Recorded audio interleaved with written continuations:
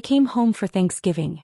The house was empty, except for my husband's stepfather in a rocking chair. A note said, "Gone on a cruise with my ex. You'll stay home and take care of stepdad, he needs you." The stepfather opened one eye and said, "Shall we begin?" I nodded. 4 days later, my husband was begging. The note trembled in my fingers as the blood drained from my face.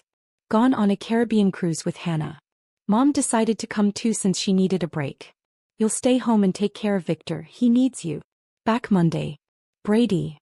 I read it twice, certain there must be some mistake. The paper fluttered to the kitchen counter as my hand went numb.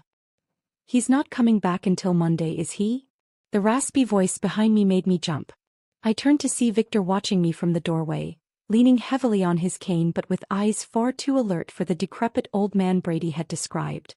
"No," I managed, my voice barely audible. "No one is. They've all gone on a cruise."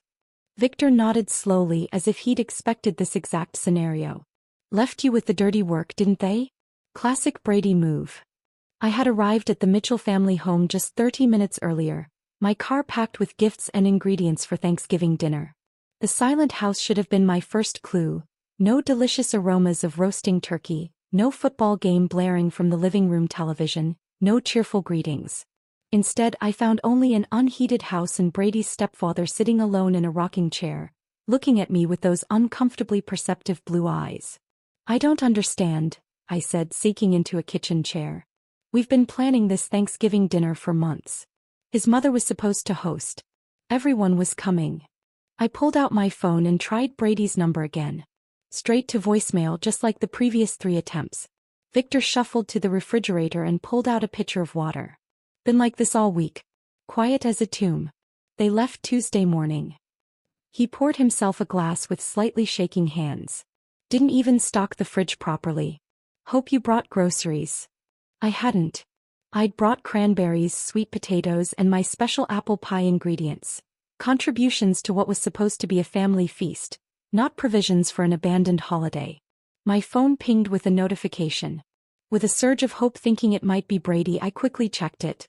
Instead, it was an Instagram alert. Brady's sister had tagged him in a photo. With trembling fingers, I opened the app. The image knocked the wind from me. Brady standing on a cruise ship deck, his arm around a young blonde woman I recognized as Hannah, his work colleague he'd mentioned increasingly often these past months. They were holding champagne flutes, toasting the camera. The caption read, #New Beginnings Caribbean Getaway with at Brady Mitchell and Family. Family. The word stung like salt in an open wound. I scrolled through more photos. There was Brady's mother Elaine, sipping a cocktail, looking anything but like someone who needed a break from caring for Victor. Another photo showed Brady and Hannah at what appeared to be a romantic dinner. The post was time-stamped 2 days ago, which meant this had been planned long before Brady told me we were expected at his mother's for Thanksgiving. "Find something interesting?" Victor asked, studying my face.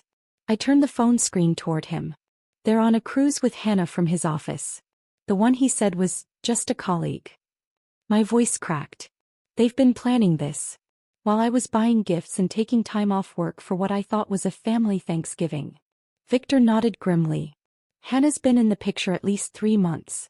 She's called here asking for Brady several times." Pretty voice, terrible laugh.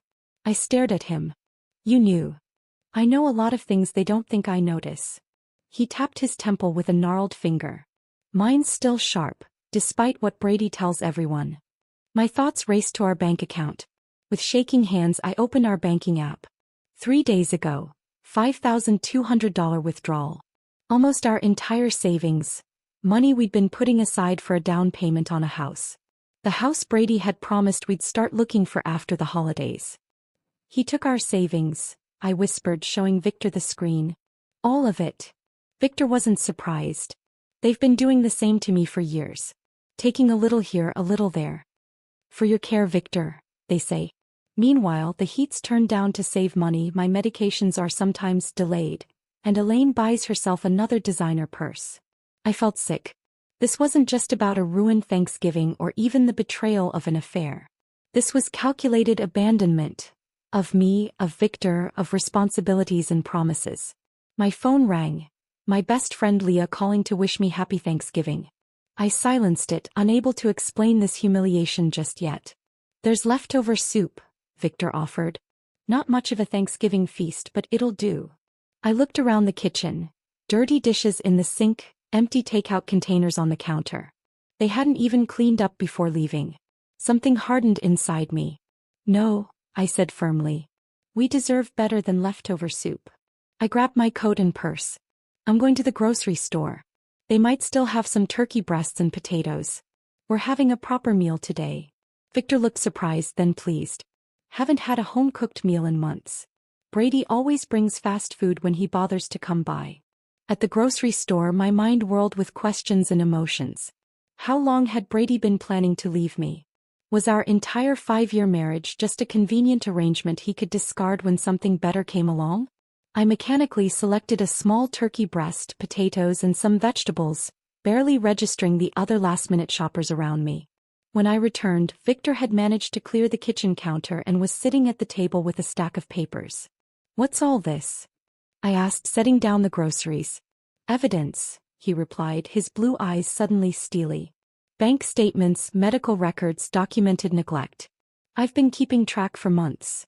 He pushed a folder toward me. Brady and Elaine think I'm just a burden waiting to die. They don't know I've been watching them strip my accounts while providing minimum care. I glanced at the papers. Detailed notes, account statements showing suspicious transfers, copies of medical recommendations that had been ignored. Why are you showing me this? I asked, unsettled by his methodical documentation. Victor leaned forward, suddenly looking less frail. Because you've been wrong too, Jade. And because I don't have much time left. He tapped a medical report. Terminal cancer. 3 months at most. I sat down heavily across from him. I'm so sorry, Victor. He waved away my sympathy. Don't be sorry. Be smart.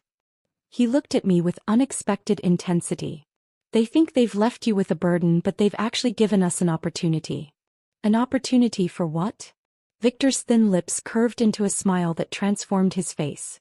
For justice. He reached for an envelope and slid it across the table. Inside is my real will and trust documents. Not the one Brady and Elaine think exists. I didn't touch the envelope. Victor, I don't understand. He leaned back in his chair and studied me. After a moment, he simply said, "Shall we begin?" Those 3 words hung in the air between us, loaded with possibility and hidden meaning. Before I could respond, he explained his proposition.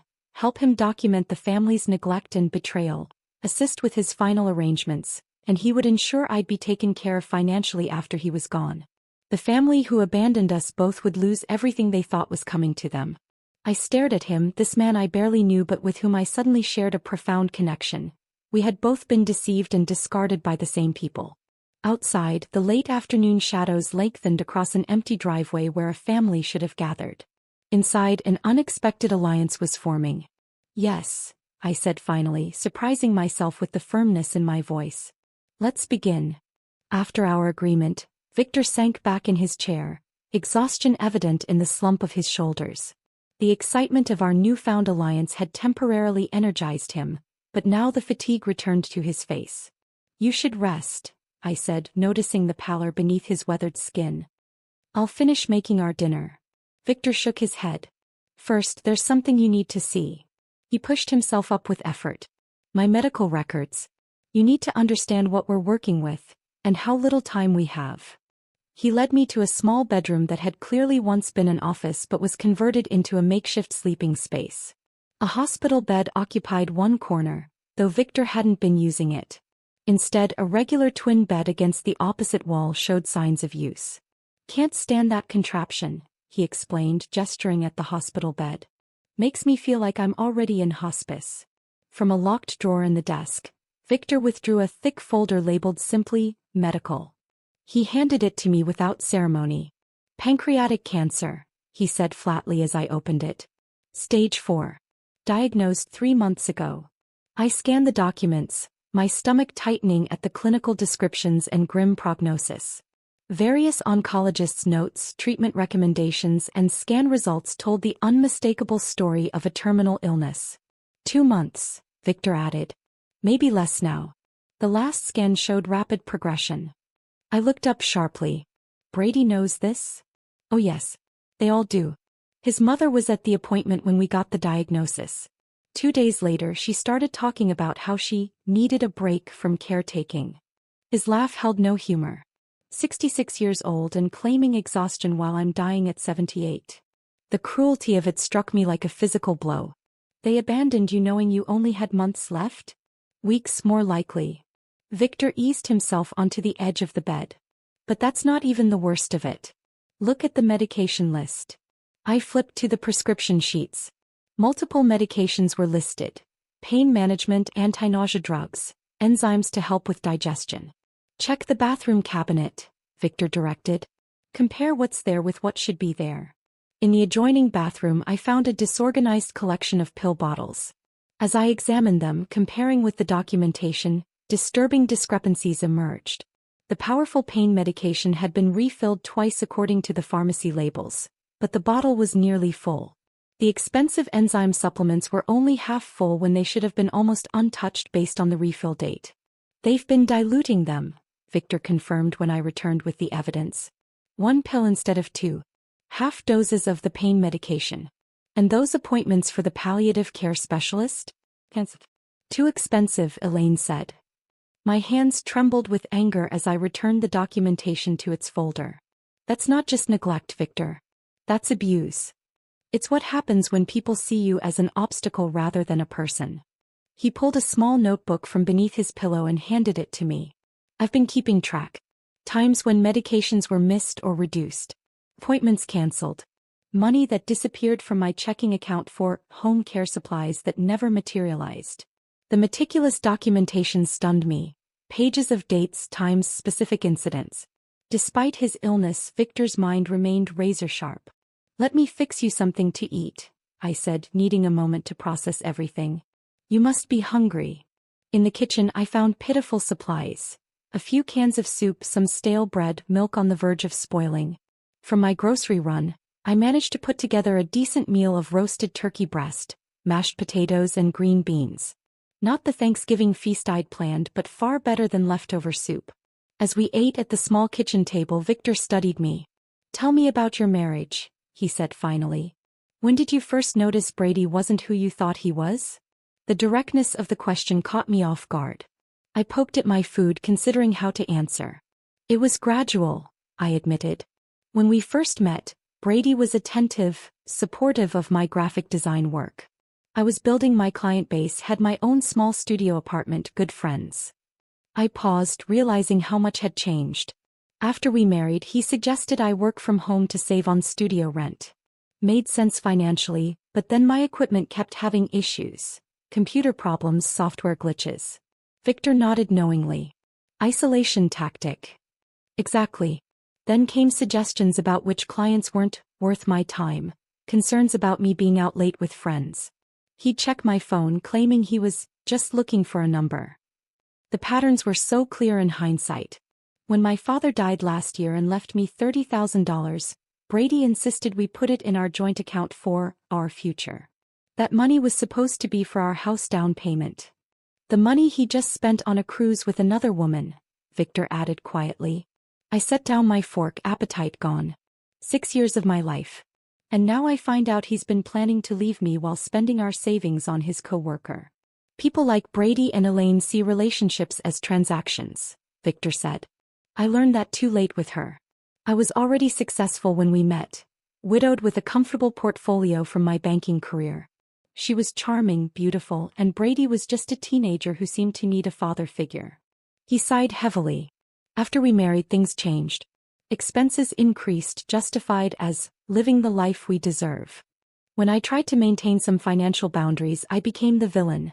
Stingy, controlling, not really committed to the family. That sounds familiar, I murmured. After dinner, Victor led me to his study. A small room Brady's mother had converted to a meditation space, but that still held Victor's desk. Help me with the painting, he requested, pointing to a mediocre landscape on the wall.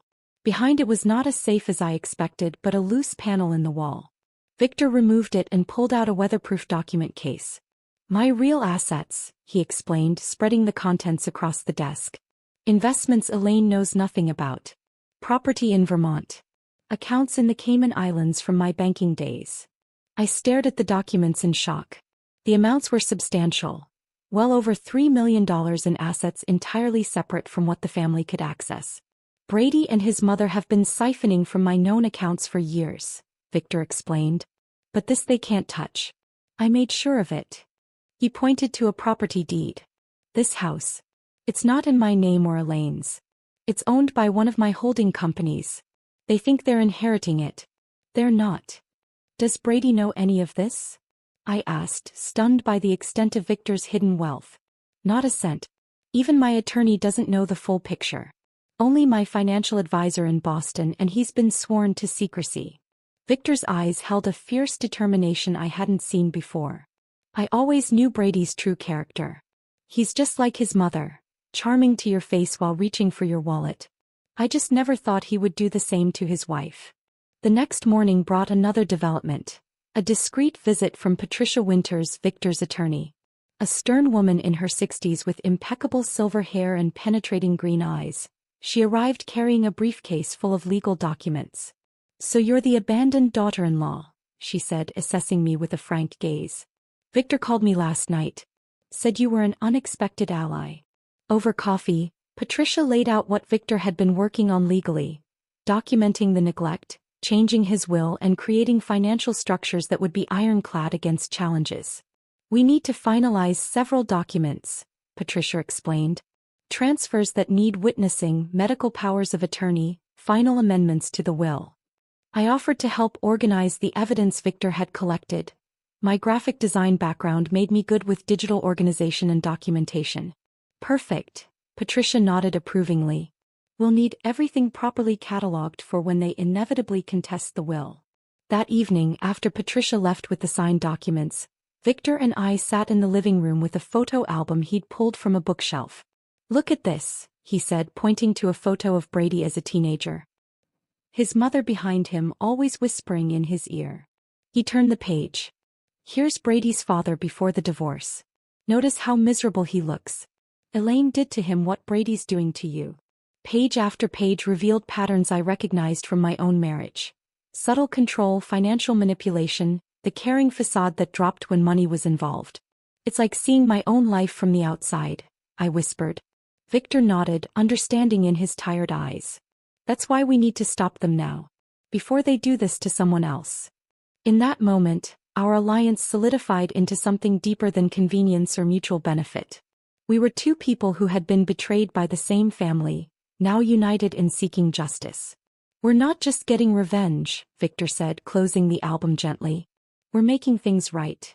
I reached over and squeezed his thin hand. "Yes. For both of us." The next morning I woke with renewed purpose. Victor and I had stayed up late strategizing, and now it was time to put our plan into action.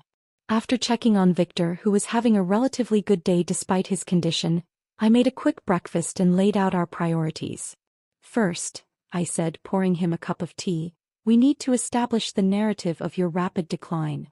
Victor nodded. Patricia mentioned her brother owns a medical supply company. He might be willing to help discreetly. One phone call later and Patricia's brother James was on board. By noon he arrived in an unmarked van with everything we needed. An oxygen tank, non-functioning but visually convincing, for stands, monitors with detachable leads, and even a collection of empty medication vials with realistic-looking labels. "Medical theater," James called it with a wink as he helped us transform Victor's bedroom into what looked like an intensive home care setup. "Used to stage medical dramas sometimes.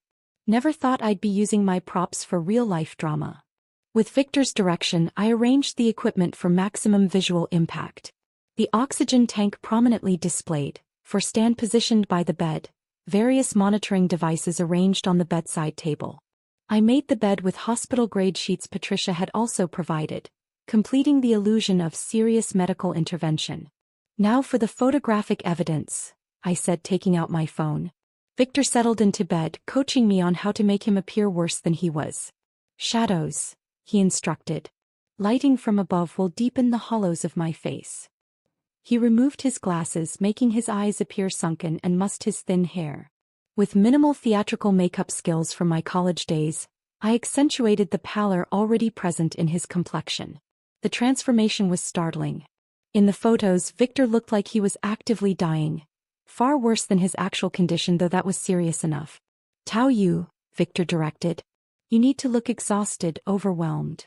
I removed my makeup, tousled my hair, and put on an oversized sweater that made me appear smaller, more vulnerable. Victor took several photos of me seemingly asleep in the uncomfortable chair beside his bed, others of me preparing medications with a worried expression. "Perfect," he said, reviewing the images. "Who's our target for these?" "Brady's sister Melissa," I replied. "According to your phone, she's the only one who's texted to check on you since they left." I crafted a carefully worded message to accompany the photos. "Victor had a difficult night. Fever spiked to 102. Managing pain as best I can. We'll keep you updated." Direct, clinical, but with an undertone of concern that would trigger either guilt or at least interest. Melissa replied within minutes. "Oh no. Poor Uncle Victor. Keep me posted." "Hook set," Victor murmured when I showed him the response. Next came my most difficult performance yet. I called Brady's phone, knowing he wouldn't answer but that his voicemail would record my message. Victor activated the recording app on his phone to preserve my side of the conversation. "Brady, it's me again," I said, injecting controlled panic into my voice. "Victor's condition is deteriorating faster than expected. The hospice nurse is concerned about his breathing. Please call me back as soon as you can." I paused, then added with just the right tremor, "I really need your support right now." I made similar calls every few hours, each message increasingly urgent, each carefully recorded. Between calls, I created a detailed medical log with fictional but realistic episodes. Temperature spikes, pain breakthrough, respiratory difficulties. I backdated some entries to create a consistent narrative of decline beginning before they even left on their cruise. "You should have been an actress," Victor commented as I showed him the log. "I prefer to think of it as creative nonfiction," I replied with a grim smile. "Every good story needs documentation." Around 4 that afternoon, our planning was interrupted by a knock at the door. I opened it to find an elderly woman holding a covered casserole dish. "I'm Edith Peterson from next door," she announced. "Thought you might need some dinner. Looking after Victor is a full-time job, I imagine." I invited her in, grateful for both the food and the unexpected opportunity she presented. Over coffee, Mrs. Peterson revealed herself as a potential goldmine of information and support. "Been watching that family for years," she confided, lowering her voice as though Victor might overhear from his bedroom, though he was actually resting. "The way they treat that poor man. Your husband is no better than his mother, if you don't mind my saying so." "I don't mind at all," I assured her. "I'm discovering exactly what kind of family I married into." Mrs. Peterson patted my hand. "Victor was so good to that boy, you know. Paid for his college, bought him his first car. And how does Brady repay him? By taking off on vacation while his stepfather is dying." I let my genuine anger and hurt show. "They left me a note. Just a note telling me to take care of him." "Shameful," Mrs. Peterson declared. "Absolutely shameful. You know, the whole neighborhood has noticed. Last month, when Victor fell in the yard, it was my Harold who helped him up. Brady was inside watching football, ignored our knocks completely. By the time she left, Mrs. Peterson had promised to spread the word among the neighbors that Victor needed support and visitors while his family was selfishly gallivanting in the Caribbean. I carefully documented her statements and the date of her visit. Over the next 2 days, 5 more neighbors visited, each with their own stories of witnessing Brady's neglect of Victor. Each visit strengthened our case and provided additional witnesses to both Victor's apparent decline and the family's absence during what they believed to be his final days. On Saturday morning, Patricia returned with the final documents for the asset transfers. We drove Victor to the local bank where he'd been a customer for over 30 years. The manager, Mr. Collins, greeted him warmly. "Victor, good to see you out and about. How are you feeling?" "Getting my affairs in order, Richard," Victor replied, his voice deliberately weaker than usual. "Memory still sharp, even if the body's failing." In the privacy of the manager's office, Victor officially transferred control of his hidden assets to a series of trusts that would benefit me and several elder care charities. Mr. Collins watched with sympathy as Victor's shaking hand signed each document. "Your stepson was in last week," the manager mentioned casually as we completed the paperwork. asking about your accounts. I reminded him that without proper authorization. Victor smiled thinly. Always planning ahead, that boy. I remember when he came in to cash that check for his graduation gift, Mr. Collins continued. Didn't even thank you. Just complained it wasn't enough for the car he wanted. Another piece of evidence, another witness to Brady's character. That evening, as we were reviewing our progress, Victor's phone rang with a video call from Melissa. We quickly put our plan into action, arranging Victor in bed surrounded by medical equipment, an oxygen cannula in his nostrils. I mussed my hair and pinched my cheeks to bring a stressed flush to my face. When I answered the call, the camera showed me first, looking exhausted. Oh, Jade, Melissa gasped. You look terrible. Is everything okay? Managing, I said simply, turning the phone toward Victor, who gave an Oscar-worthy performance of semi-consciousness, his breathing deliberately labored. Uncle Victor? Melissa called. It's Melissa. Can you hear me? Victor's eyes fluttered weakly. Melissa, he whispered. That you, sweetheart? The concern in Melissa's voice sounded genuine, but what came next revealed her true priorities. Should we come home early? Is he going to make it until Monday? I turned the camera back to my face. It's hard to say. The hospice nurse thinks his systems are shutting down. If you want to say goodbye. Let me talk to Brady and Mom, she said quickly. The thing is, these tickets were non-refundable and Mom's been so stressed lately. I nodded understandingly while fighting back genuine disgust. Of course. It's just that Victor keeps asking for Brady. In his more lucid moments. I'll tell him to call, Melissa promised. As soon as they get back from their shore excursion. After ending the call, Victor sat up and removed the oxygen cannula. Did you record that? I held up my other phone, which had captured the entire conversation. Every word. Victor's smile was satisfied but tinged with genuine sadness. My family weighing their cruise tickets against saying goodbye to me. I knew it would happen exactly like this. I sat on the edge of his bed, suddenly emotional. I'm sorry, Victor. He shook his head. Don't be. Their true colors needed to be revealed. He reached for my hand. You know what the strangest part is? These past few days with you, with someone who actually cares, have been better than months with them. We sat in companionable silence, contemplating what we had set in motion and the final steps yet to come. Our counterattack was fully underway, the trap nearly set. Now we just needed to spring it at precisely the right moment. Sunday morning dawned with a subtle shift in the atmosphere. As I brought Victor his morning tea, I noticed his hands trembling more than usual, a bluish tint around his lips that hadn't been there before. You don't have to pretend for me, I said softly, helping him sit up. You're really not feeling well today, are you? Victor's smile was thin but genuine. Ironic, isn't it? After all our play acting, the real thing sneaks up on us. I called the hospice nurse who had been making weekly visits before the family left. She promised to come by that afternoon but advised me on managing his comfort in the meantime. This wasn't acting anymore. Victor was actively declining and a rush of protectiveness swept over me. Our revenge scheme suddenly felt secondary to ensuring his comfort and dignity. What would you like for breakfast? I asked, trying to maintain normalcy. Peaches, he said, surprising me. Fresh peaches with cream. My late wife Martha used to prepare them every Sunday morning. The request sent me to 3 different grocery stores before finding decent peaches in November.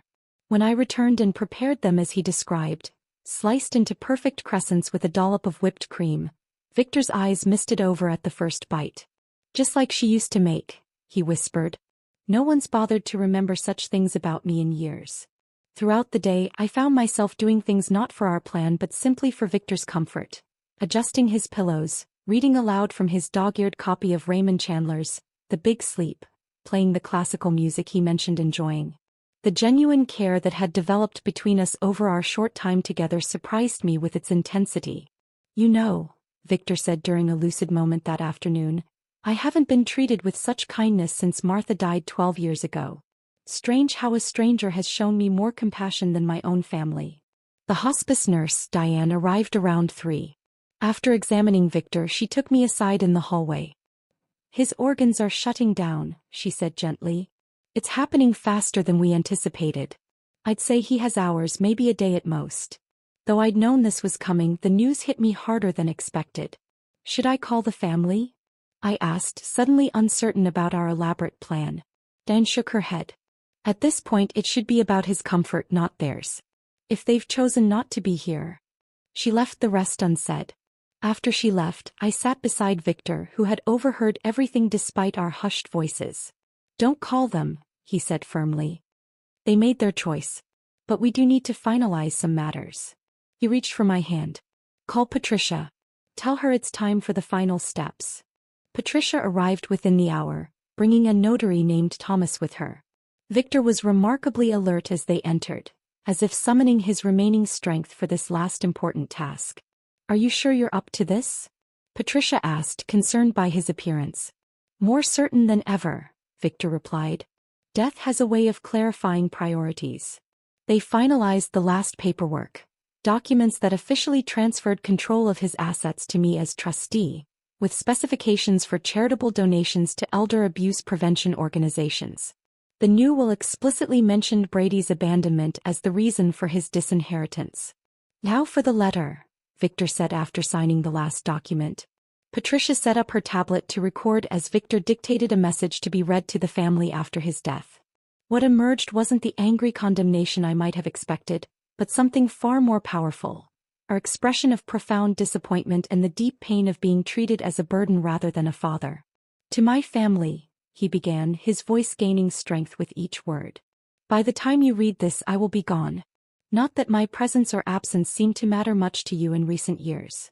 He detailed specific instances of neglect without accusation, simply stating facts. Holidays spent alone while they vacationed, medical appointments cancelled for convenience, overheard comments about waiting for the old man to die. I don't write this from anger, he continued, but from a place of clarity that comes when one faces the end. The greatest pain in life is not illness or even death, but the realization that those you loved saw you only as an obligation, a task to be managed, an inconvenience to be tolerated. By the time he finished, even Thomas the notary, a professional who must have witnessed countless wills and final messages, was discreetly wiping his eyes. Patricia, despite her usual stoic demeanor, reached for Victor's hand. We'll make sure they hear every word, she promised.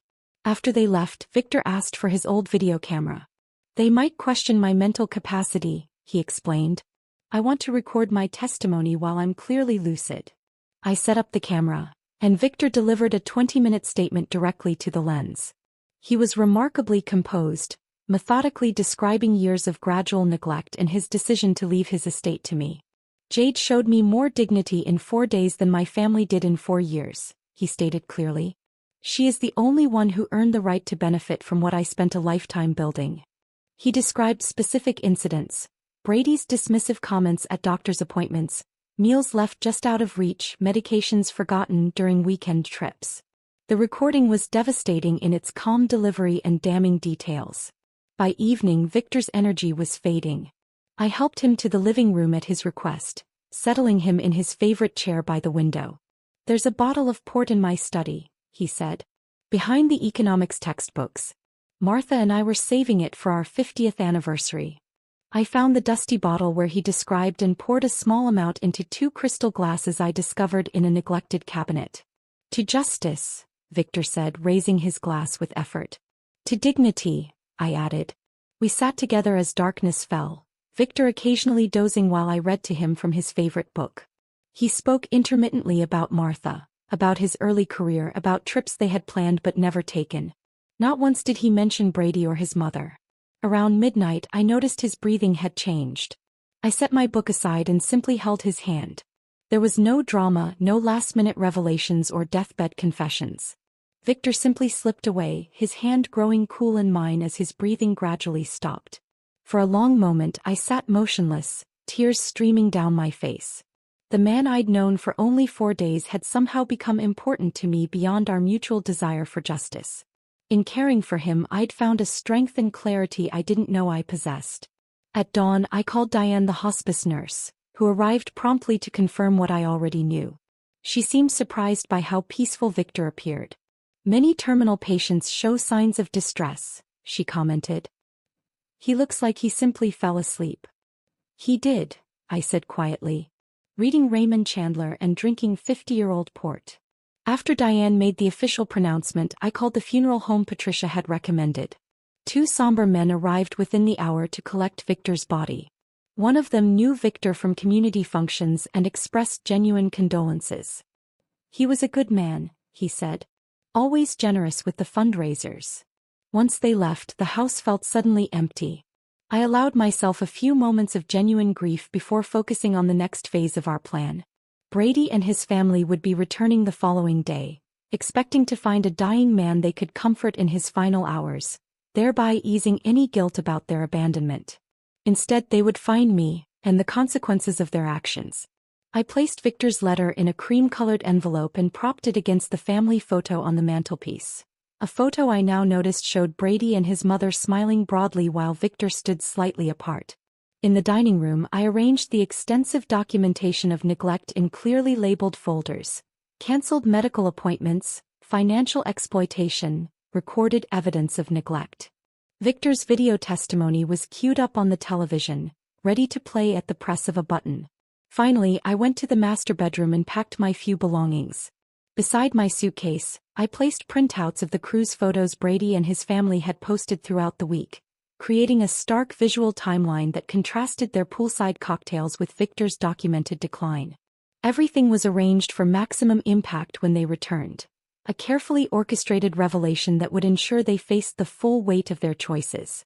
Standing in the center of the silent house, I felt a profound sense of purpose. This wasn't just about revenge anymore.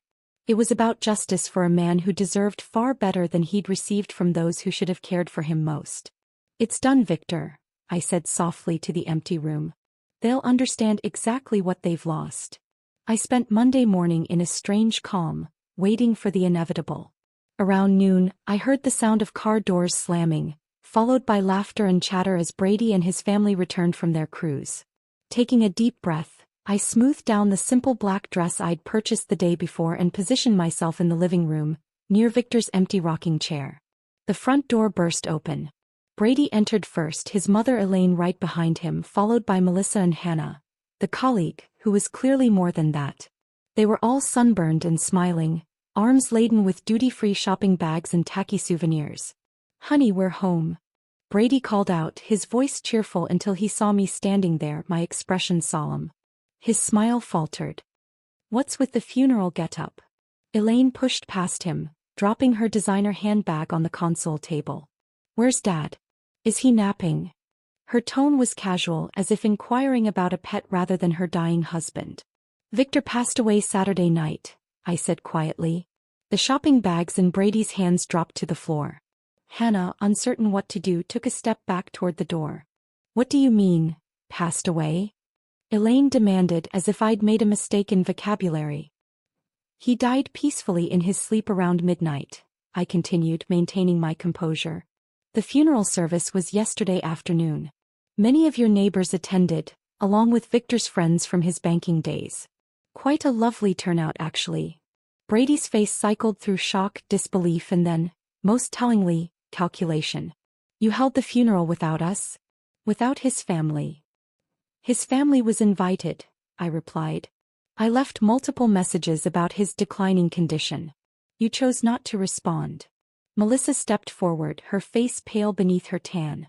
"I told you about that call, Brady. I said Uncle Victor looked really bad."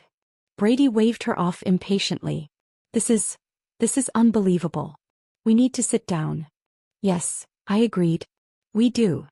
I gestured to the living room where Victor's letter waited on the coffee table. They filed in silently, nobody wanting to sit in Victor's rocking chair, which stood empty like an accusation. "There are some things you need to know," I said, picking up the cream-colored envelope. "Victor left this letter to be read to you upon your return." "Did he change his will?" Elaine interjected bluntly. "Is that what this is about?" I met her eyes directly. "Perhaps you should hear his words first." I unfolded the letter and began reading Victor's message. His disappointment flowed through my voice. The holidays spent alone, the doctor's appointments cancelled for convenience, the overheard comments about waiting for the old man to die. As I read, I watched their reactions. Elaine's face hardened defensively. Brady fidgeted, avoiding eye contact with anyone. Melissa looked increasingly uncomfortable. "The greatest pain in life," I read, is not illness or even death, but the realization that those you loved saw you only as an obligation, a task to be managed, an inconvenience to be tolerated. When I finished, a heavy silence filled the room. Hannah, clearly wishing to be anywhere else, stared at her feet. Finally, Brady cleared his throat. Look, Dad was confused at the end. His medication. Victor was perfectly lucid, I interrupted. In fact, he made a video statement you might want to see. This is ridiculous, Elaine declared. Some end-of-life ramblings from a sick old man don't change the legal realities. Brady is his next of kin and... Actually, I said, standing up, there's more you should see. I led them to the dining room where I'd arranged the evidence files. Brady's eyes widened as he took in the meticulous documentation laid out in chronological order. What is all this? He demanded. Evidence, I replied simply. Of financial exploitation, medical neglect, and abandonment. I opened the first folder, revealing bank statements with highlighted transfers. Victor kept detailed records of every dollar taken from his accounts for supposed care expenses that were never provided. Elaine snatched up one of the statements. He gave us that money.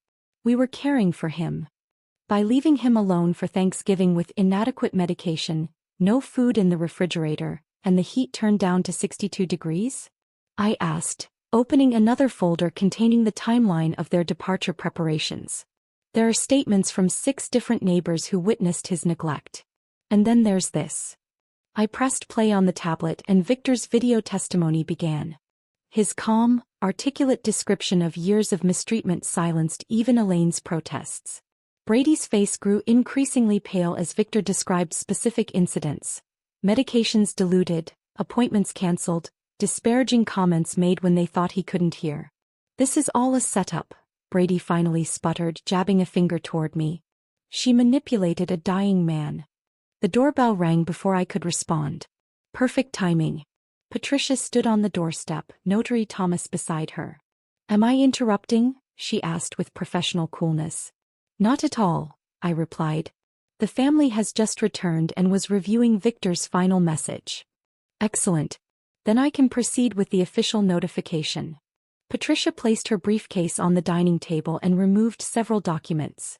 As executor of Victor Harmon's estate, I'm here to inform you of the provisions of his final will and testament. Brady straightened, composing himself. A smug smile began to form on his lips. Fine. Let's get to the point. Patricia adjusted her glasses. The will is quite straightforward. Victor Harmon has left the entirety of his estate to Jade Mitchell, with provisions for substantial donations to several elder abuse prevention organizations. The stunned silence that followed was broken by Elaine's shrill voice. That's impossible. We're his family. The will explicitly cites abandonment and neglect as reasons for disinheritance, Patricia continued calmly. It has been properly witnessed, notarized, and filed with the court. Mr. Harmon was examined by 2 separate physicians who certified his mental competence at the time of signing. Brady's smugness evaporated. This is fraud. We'll contest it. You're welcome to try, Patricia replied, unfazed. However, given the extensive documentation of neglect, the video testimony and witness statements, I would advise against it. You'd only be spending money you don't have. What do you mean, money we don't have? Elaine demanded. Patricia exchanged a glance with me before continuing. The properties you currently occupy, including your primary residence, belong to the Harmon Family Trust, which is now under Jade's control as trustee. Furthermore, the investment accounts you've been drawing from have been frozen pending audit for potential financial abuse. Brady's face drained of all color. That's not possible. The house is mine. Dad promised. Victor promised nothing, I interjected. You assumed. There's a difference. The implications were sinking in. Brady had spent their savings on the cruise, counting on his inheritance to cover their mounting debts. The house they lived in wasn't his to sell or borrow against. What about our college funds? Melissa asked in a small voice. Grandpa set those up for us. Brady couldn't meet his sister's eyes. Patricia answered gently, Victor provided funds to your father for that purpose several years ago. However, those accounts were never established. Melissa turned to Brady, horror dawning on her face. You spent our college money? The family erupted into accusations and denials. Hannah quietly slipped out the front door, escaping the implosion. I let the chaos continue for a few minutes before stepping away to retrieve my suitcase from the bedroom. When I returned, Brady followed me into the hallway, his demeanor completely transformed. "Jade, please," he begged, his voice breaking. "We can work this out. I made a mistake with Hannah. It didn't mean anything. We can start over. I'll change, I promise." I looked at this man I had once loved, seeing him clearly, perhaps for the first time. Behind the handsome features and practiced charm was someone who had never truly cared for me, or anyone but himself. Calmly, I removed my wedding ring and placed it in his palm, followed by the keys to our apartment. "You left him to die," I said quietly. "Now you get nothing, including me." I walked toward the door, suitcase in hand. Brady's pleas turned to threats as he followed me. "You won't get away with this. I'll fight it in court. You manipulated a sick old man." At the doorway I turned back briefly. "Everything was done legally. You taught me one valuable lesson in our marriage, Brady. Always keep receipts." I stepped outside into the bright November sunshine. Behind me, I could hear Brady's continued protests and Elaine's angry voice demanding Patricia explain how this could happen. But those voices were already fading, becoming part of a past I was leaving behind. Patricia had arranged for a room at a quiet hotel while I figured out my next steps. As I placed my suitcase in the trunk of my car, Mrs. Peterson appeared on her porch across the street. She gave me a knowing nod and a small wave. I waved back, feeling a surprising lightness despite the emotional weight of the past few days. Victor's final gift wasn't just financial security, though that would certainly help me rebuild my life. The true gift was the clarity and strength I'd found while helping him find justice. As I drove away from the house and the shattered family inside it, I wasn't thinking about revenge or even vindication.